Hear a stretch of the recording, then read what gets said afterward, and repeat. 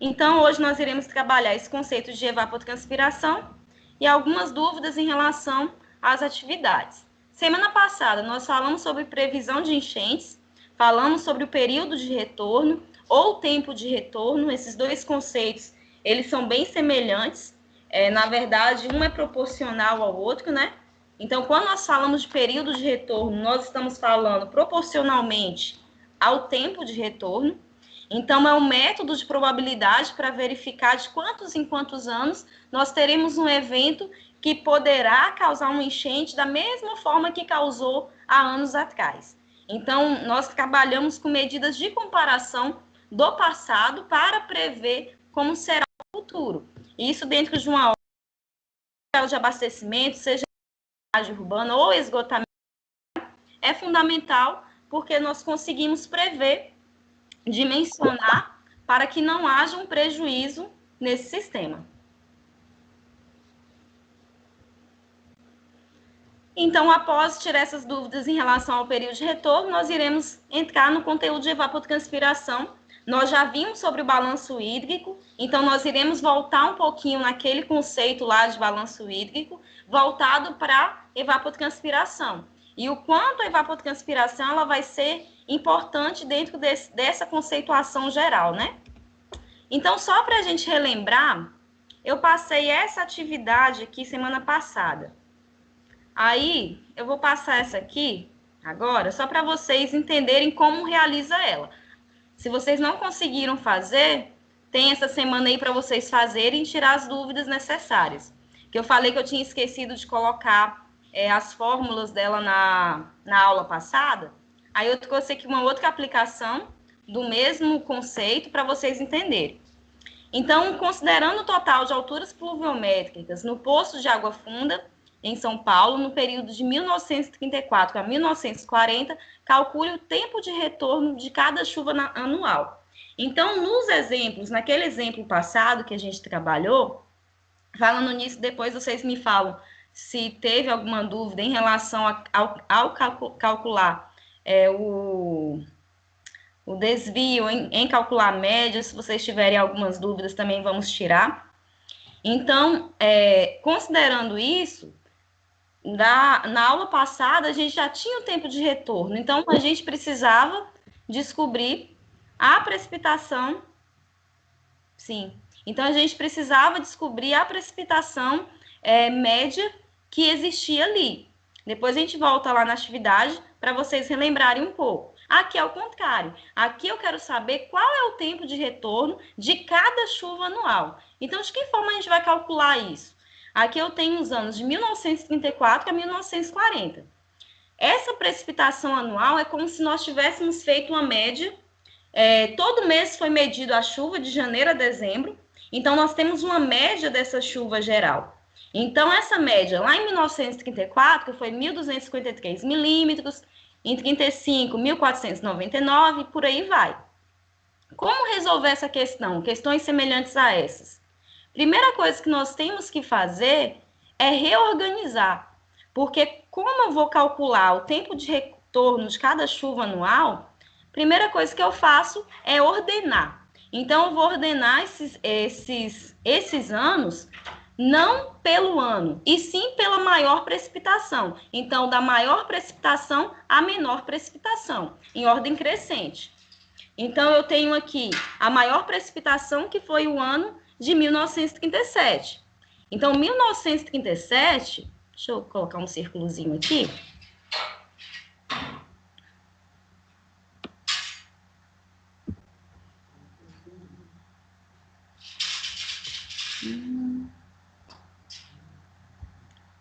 Em 1937 foi o ano de maior precipitação dentre esses 7 anos citados aqui. Então, qual é a minha ordem? É uma ordem de 1 a 7, porque é a numeração de anos que nós temos.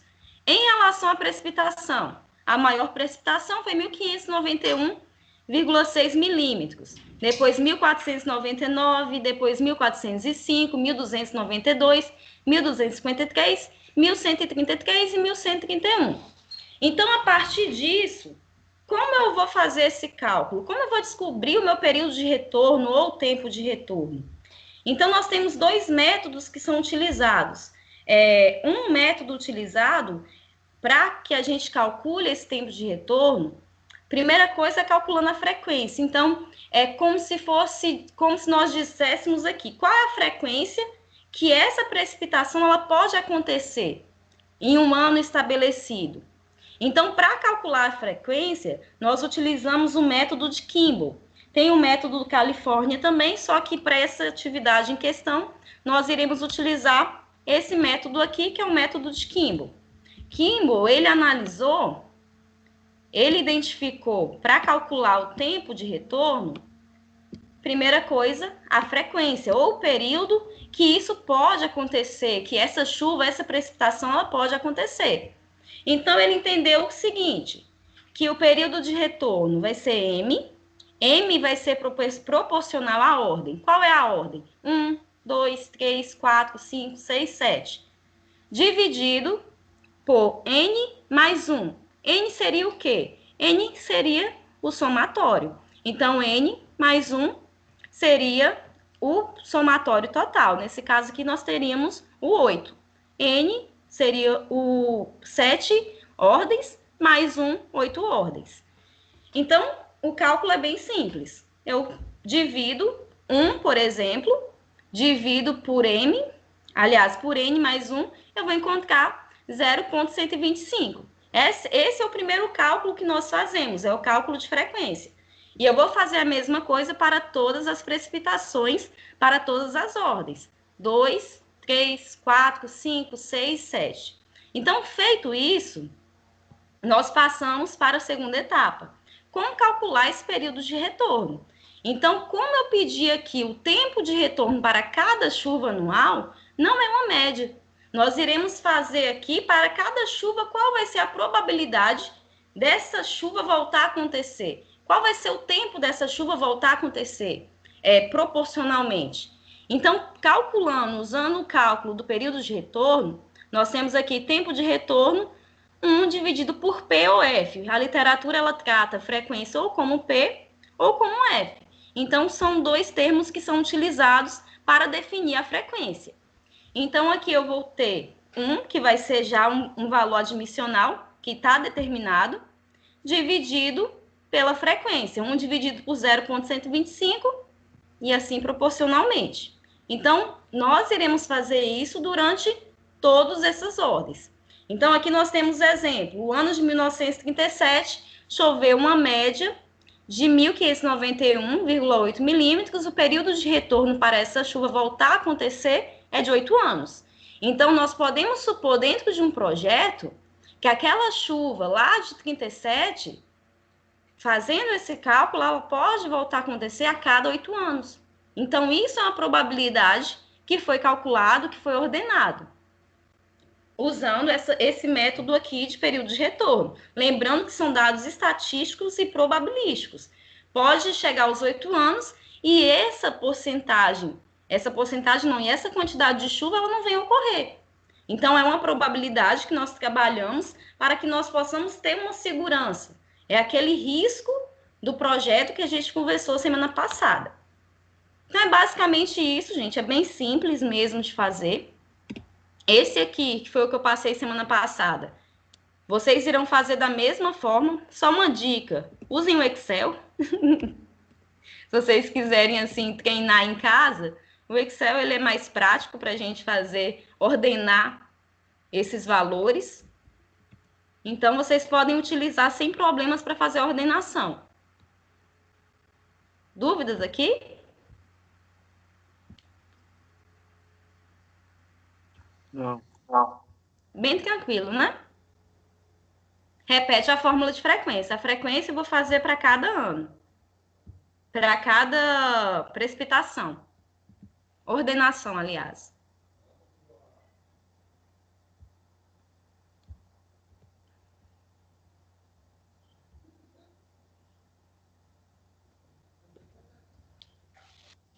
Certinho?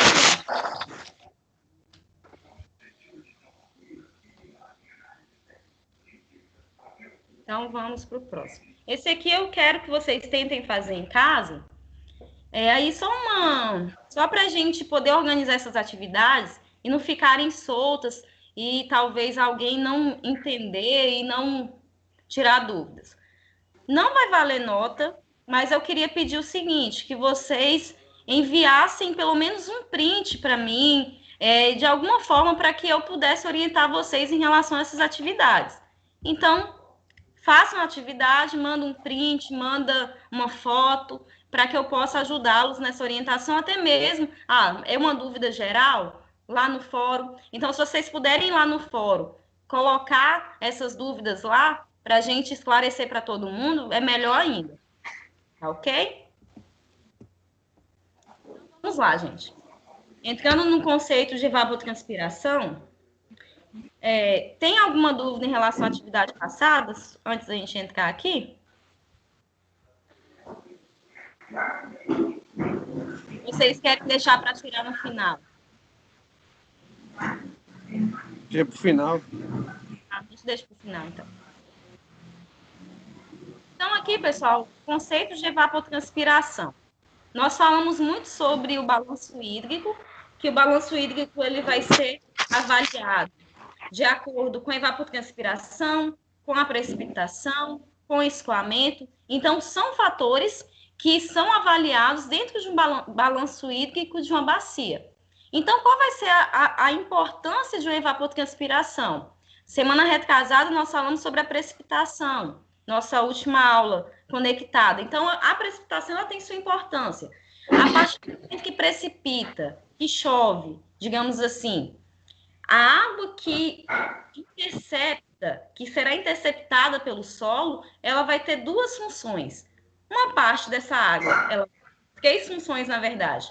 Uma parte dessa água ela vai escoar superficialmente, outra parte dessa água vai infiltrar no solo, e outra parte dessa água, da precipitação em si, ela vai evapotranspirar. E por que eu uso o termo aqui evapotranspirar? Porque, na verdade, nós não falamos somente da evaporação, nós falamos também da transpiração que é feita pela vegetação daquela bacia. Então, nós temos esses dois balanços em relação à evaporação. Então, nós temos a evaporação dos próprios lagos e reservatórios, e nós temos a transpiração, ou que nós costumamos chamar de evapotranspiração, que é o somatório tanto da evaporação quanto da transpiração dos vegetais, que ocorrem também ali naquela bacia. Então, nós iremos falar sobre esse conceito geral, quais são os fatores que afetam essa evapotranspiração, como nós podemos medir a evaporação. Isso é algo muito utilizado no meio hidrológico por engenheiros. Então, de que forma a gente pode medir isso? Como que funciona essa questão de evaporação em lagos e reservatórios e por que isso é importante para construir uma represa, para construir um reservatório.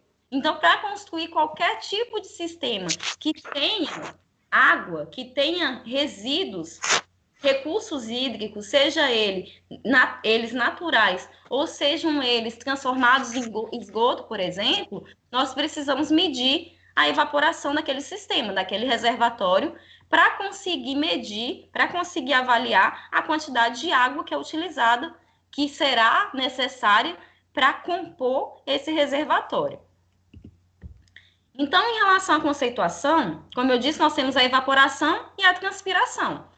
Ambas funcionam de forma separada, só que ambas fazem um processo de evaporação. A diferença é que a evaporação é um processo pela qual há transferência de água do solo, das massas líquidas para a atmosfera. Então, a água escoou, a água caiu, aquilo que não escoa, aquilo que não infiltra, imediatamente é evaporado, até mesmo pela temperatura, por todas as questões climáticas que existem. Então, isso é algo que ocorre automaticamente. Além da própria precipitação, oceanos, lagos, rios, o próprio solo úmido, eles passam por esse processo de evaporação diariamente. Então, é um processo normal na natureza. E temos também a transpiração. A transpiração vai ser a evaporação que vai ocorrer através da superfície da planta. Então, a planta, a partir do momento que ela necessita da água para suas funções regulatórias, ela vai transpirar. E essa transpiração, ela vai devolver para o sistema, devolver para a atmosfera, digamos assim, toda aquela água que ela não precisou, digamos assim. Ela usou a água para todo o seu processo radicular, todo o seu processo de manutenção. Então, aquilo que sobrou, então, ela devolve por transpiração à atmosfera. Esse processo nós chamamos de transpiração. Então, a evaporação ela vai ocorrer quando o estado da água é transformado do líquido para o gasoso, devido à energia solar. Então, é o clássico quando chove, a terra está muito seca e está muito quente, que a gente não consegue nem ver, basicamente, a água infiltrando. Porque a evaporação ela vai ser bem nítida, ela vai ser imediata de acordo com a temperatura do solo e a temperatura que também se encontra na atmosfera. Então, são moléculas de água líquida que rompem a barreira da superfície, que liberam energia. Então, é necessário que o ar não esteja saturado. Então, a evaporação ela vai acontecer se não tem saturação, ou seja, não choveu o suficiente. Ou então, há uma paralisação ali daquele rio, daquele córrego. Então, vai acontecer automaticamente. Só para exemplificar aqui um pouquinho, nós temos a molécula de água, as moléculas de ar, então eles estão em estado líquido, uma parte dessa molécula em estado líquido, ela vai transpirar ou evaporar e ser devolvida por meio de vapor para a atmosfera. E como que funciona a transpiração em si? A transpiração, ela é uma função essencial, principalmente no sistema do solo. Então, a partir do momento que há precipitação, por exemplo, ou então que há uma vegetação próxima ao recurso hídrico, nós teremos a transpiração desde as raízes até as folhas. Então, todo esse processo radicular aqui da vegetação, ela vai transpirar. À medida que ela utilizar a água, ela vai ter um sistema condutor para emitir, por meio das suas folhas, a transpiração daquilo que ela não vai utilizar mais. Então, é o que nós chamamos de gradiente potencial, que parte do solo até chegar no ar. Então, esse gradiente ele vai ser proporcional uma resistência de fluxo de água na planta. Então, semana que vem, nós iremos estudar um pouquinho sobre infiltração. Vocês vão entender, por exemplo, o quanto a velocidade de infiltração de água no solo e a capacidade da transpiração, ela vai influenciar até mesmo na fundação de um projeto. Então, são fundamentos básicos que baseiam toda uma estrutura de um todo. Então, aqui nós temos o local de maior resistência ao fluxo, que é onde nós temos a saída da transpiração.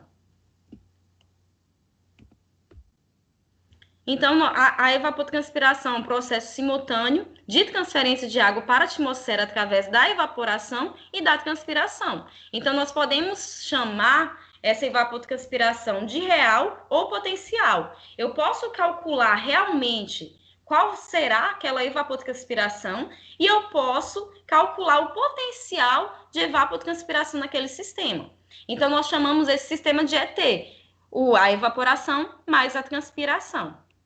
Então, aqui eu tenho a evaporação que parte do solo, transforma em partículas de vapor, em vapor, e é conduzido para a atmosfera. Aqui, da mesma forma que parte da raiz, parte do solo, sai pela folha até se transformar em transpiração. Então, o ETP, que é o potencial, é a quantidade de água que vai ser transferida para a atmosfera por evaporação e transpiração em uma unidade de tempo de uma superfície extensa, completamente coberta de vegetação de porte baixo e bem suprida de água. Então, por que nós falamos que uma região que tem uma vegetação adequada, uma vegetação suficiente, ela é uma região que ela vai chover melhor, ela vai ter um controle hídrico melhor. Justamente porque a vegetação, principalmente porte baixo, nesse sentido, ela vai conseguir manter o suprimento de água. Então, é como se ela conseguisse manter esse balanço entre a quantidade de água que existe no sistema, que existe ali no lençol, ou até mesmo nas partículas do solo, antes de ser encaminhado para a atmosfera, antes de ser transferido para a atmosfera. Então, esse ETP potencial, essa evapotranspiração potencial, é essa capacidade que tem de suprir de água no sistema e devolver essa quantidade de água. E já a evapotranspiração real, ela é a quantidade de água transferida para a atmosfera por evaporação e transpiração nas condições reais existentes, de fatores atmosféricos e umidade do solo. Então, é comum, gente, a evapotranspiração real, ela ser igual ou menor que a evapotranspiração potencial. Porque a evapotranspiração potencial, nós imaginamos basicamente um sistema perfeito. E quando nós quando nós calculamos a evapotranspiração real, eu tenho que considerar o quê? Fatores existentes. Então, em termos de cálculo, às vezes a gente precisa usar os dois para avaliar qual é a minha condição real e qual é a minha condição potencial, porque eu estou preparando um sistema lá para o futuro. Um sistema de drenagem pluvial, um sistema de abastecimento de água, ele não vai durar somente aquele período estabelecido da implantação.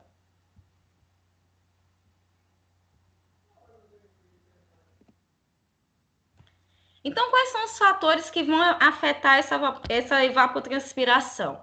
Então, nós temos a própria umidade do ar. A umidade do ar ela vai afetar a evapotranspiração, vai afetar esse resultado. Nós temos a temperatura do ar também, que vai afetar, que nós teremos que avaliar de que forma essa temperatura ela consegue afetar. A velocidade do vento.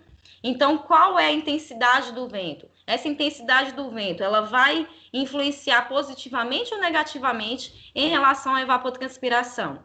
Em relação à radiação solar, ao tipo de solo, à vegetação que vai agir com a transpiração. Então, ambos esses fatores serão essenciais para que nós possamos avaliar tanto a evapotranspiração potencial quanto a real. E aí eu quero chamar a atenção em relação à vegetação. Se no balanço hídrico a evapotranspiração ela é necessária, ela é essencial para que haja literalmente esse balanço, essa estrutura, a partir do momento que nós não temos uma vegetação predominante, que nós não temos um solo exposto, digamos assim, para que haja infiltração da água e possivelmente a evaporação, nós temos um desequilíbrio nesse sistema. Então, esse desequilíbrio no sistema que vão gerar problemas como enchentes, por exemplo. Então, chuvas intensas em um local e secas intensas em outro local, eles podem ser provocados por esses fatores aqui, pela alteração desses fatores. Pode ser uma condição climática natural? Pode também. Mas nós podemos perceber que cidades que têm esse desequilíbrio têm uma tendência a haver um desequilíbrio também maior em relação à quantidade de chuvas.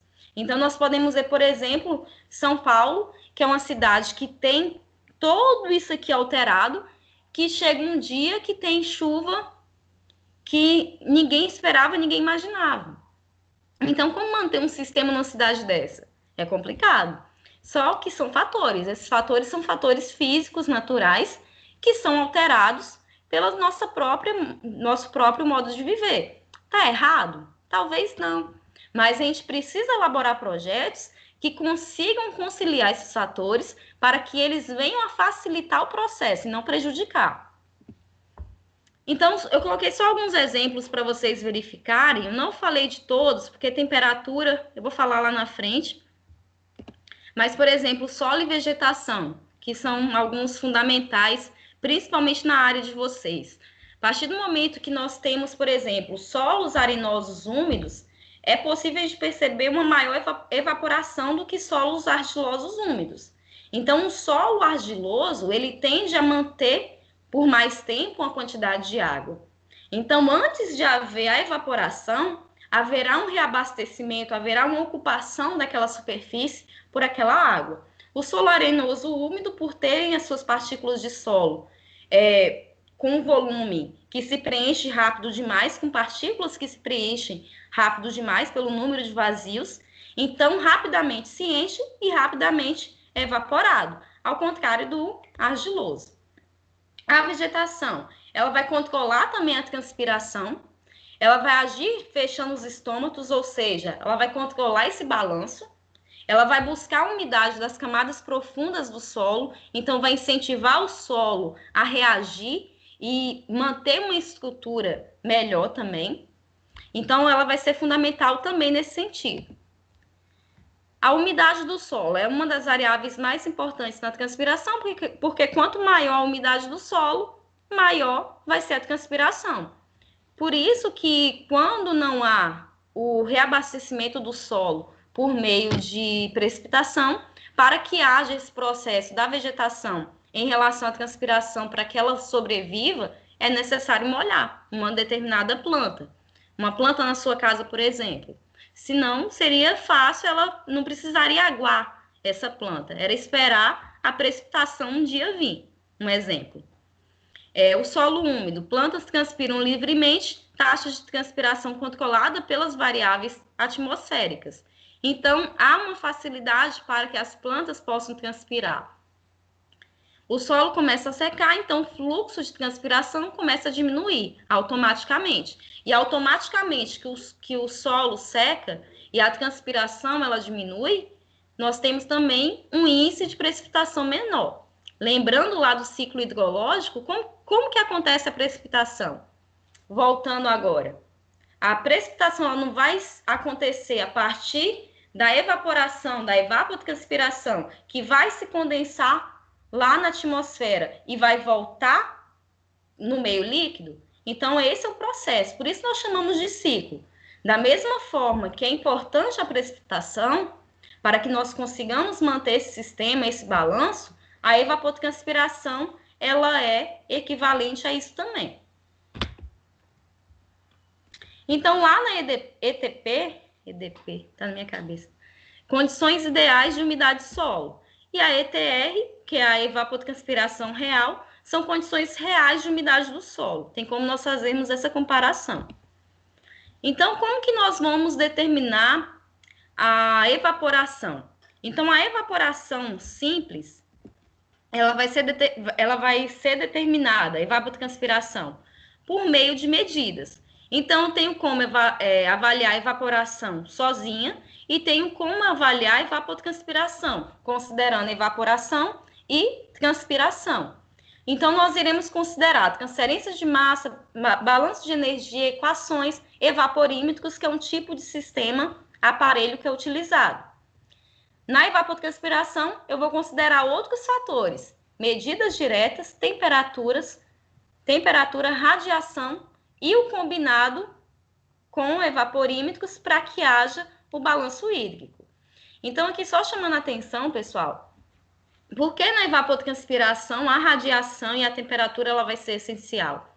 Porque quanto mais radiado, quanto mais quente, digamos assim, que estiver a atmosfera, mais rapidamente o solo irá secar. Então, se o solo secar rapidamente, automaticamente nós teremos, eu vou explicar agora as medidas. Então, automaticamente, essa temperatura vai secar o solo e vai diminuir a transpiração. Uma forma da medida direta é o evaporímetro. Deixa eu tirar aqui, que tá tampando o nome dele. O evaporímetro é um tipo de sistema, eu já trabalhei com ele há um tempo atrás. Ele é como se fosse, não, ele é um tanque, na verdade. Nós chamamos ele tanque de classe A. Eu já conheci ele, eu já trabalhei com ele, na verdade, calculando evaporação junto com transpiração, com infiltração. Então, eu tinha um evaporímetro que ele tinha o fundo fechado, e quando eu ia avaliar a infiltração, havia a remoção do fundo para que fosse utilizado como evaporímetro. Então, ele se tornava um tanque, se tornava uma bacia e, posteriormente, se tornava um círculo para que pudesse infiltrar a água. Então, esse evaporímetro ele é uma ferramenta muito simples.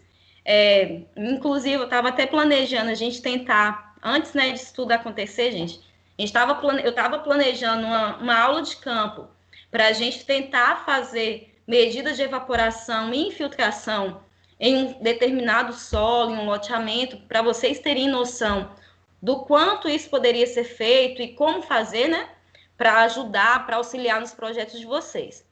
Se Deus abençoar, semestre que vem voltar, eu me comprometo, mesmo não dando aula para vocês, a gente marcar essa aula de campo aí, para vocês aprenderem essas técnicas em campo. Mas é algo bem tranquilo mesmo.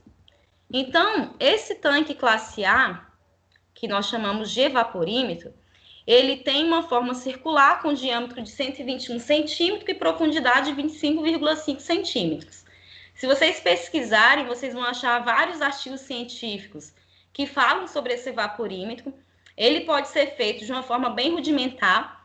Inclusive, por exemplo, quem está aí na propriedade rural, se quiser avaliar, por exemplo, a infiltração e evaporação proporcionalmente para uma determinada cultura, ele é super aplicável também para isso. Ele vai ser construído em aço ou ferro galvanizado. Geralmente, isso aqui é uma questão de nomenclatura, gente. Cada um pinta da cor que quiser. Mas, pela literatura, ele é pintado na cor de alumínio, instalado numa plataforma de madeira a 15 centímetros do solo, permanecer com a água variando de 5 e 7,5 da borda superior. Então, esse aqui é um sistema. Esse sistema ele vai ser utilizado para a gente calcular, lembrando que aqui vai ser instalada uma régua. Essa régua, em centímetros mesmo, ela vai ser utilizada para a gente conseguir medir o quanto que evaporou por dia. Então, é como se fosse uma amostragem.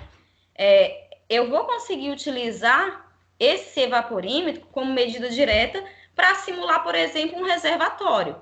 Eu não sei se eu apaguei, acho que apaguei. Mas eu tinha colocado aqui uma foto de um evaporímetro instalado em um sistema de abastecimento de água, por exemplo. Então, quando a gente projeta um sistema de abastecimento de água, se eu quiser, principalmente em locais muito secos, é ideal que eu mantenha um tanque desse, um evaporímetro, para que eu possa avaliar a quantidade de água que está sendo evaporada por aquele sistema e principalmente se a minha vazão, a vazão estimada para aquele sistema, ela vai ser suficiente ou não. Então, quando a gente estuda lá sistema de abastecimento de água, nós definimos, por exemplo, qual vai ser a vazão necessária para um reservatório. Então, essa vazão necessária do reservatório, considerando medidas de evaporação, ela será suficiente? Então, o evaporímetro, dentro do conceito de saneamento, ela serve para isso também, ele serve para isso também. Então, ele vai relacionar a evaporação de um reservatório e do tanque classe A oscila entre 0,6 e 0,8. Então, é como se nós tivéssemos uma medida, uma simulação, tem essa oscilação aqui de 0,6 e 0,8 de diferença, só que é uma diferença bem irrisória. Então, pode ser aplicada, ela tem validade dentro das NBRs, de saneamento em geral, tanto para drenagem, quanto para esgotamento sanitário, quanto para abastecimento. Então, ela pode ser utilizada para ambos os sistemas. Esse tanque, ele vai avaliar, por exemplo, a manutenção da água entre as profundidades recomendadas. Então, evita erros de até 15%. Quando instala, a gente evita um erro, por exemplo, de calcular um reservatório menor do que o planejado, do que o necessário, aliás. Ou calcular um reservatório muito grande, muito extenso, para o necessário. Então, a gente evita esses erros. A água ela deve ser renovada, porque ela não pode ter turbidez. Todo mundo sabe o que é turbidez? Pode falar, gente, não tem problema não. A turbidez, pessoal, ela tem muito a ver com a coloração da água. Então, a água, para avaliar qualquer tipo de medida direta, ela tem que ser uma água limpa, digamos assim, né? Ela tem que ser uma água clarificada. Então, a turbidez, se nós formos falar em relação à poluição da água, por exemplo, uma água turva, é aquela água suja, é como se fosse uma água de uma represa. Não sei se vocês já viram uma represa, um rio bem escuro. Então, isso significa uma água turva, uma água que apresenta uma determinada turbidez. Essa turbidez aqui que nós estamos relacionando, qualquer água parada, ela vai gerar uma turbidez ao longo dos dias. Então, é necessário que faça essa troca para sempre haver uma coloração adequada da água, porque eu preciso ver a altura da régua. Então, eu preciso enxergar a lâmina daquela régua para saber se quanto que evaporou ou não. Por isso que ela não pode apresentar turbidez. Então, fazendo essa renovação, a gente vai evitar erros de até 5%. As paredes, elas sofrem com a influência da radiação e da transferência de calor. Então, tem como a gente fazer uma superestimação da evaporação. Então, aqui não é uma parede de concreto. Geralmente, os reservatórios que a gente projeta são de concreto, é de estrutura. Então, aqui não. Ele é criado, ele foi determinado de ferro galvanizado justamente porque aumenta a temperatura. Então, à medida que aumenta a temperatura ao contato com a radiação, então, consequentemente, nós conseguimos superestimar essa evaporação e ter uma medida melhor para esse sistema, uma comparação melhor para esse sistema. E uma outra um outro sistema que pode ser utilizado, que vai superestimar a evaporação também, próximos a cultivos de elevada estatura. Então, por exemplo, eu vou dar um exemplo aqui muito bobo até. Se eu implantar um evaporímetro do lado do eucalipto, por exemplo, eu vou chegar lá no final do dia, eu não vou ter água aqui. Vai ser rapidamente evaporado. Ah, é pela radiação? Não. Não só pela radiação. Por estar próximo à vegetação de grande porte, também nós teremos uma superestimação dessa evaporação. Então, é necessário, ao implantar, ver o sistema, ver o local, para que não haja essa superestimação desnecessária.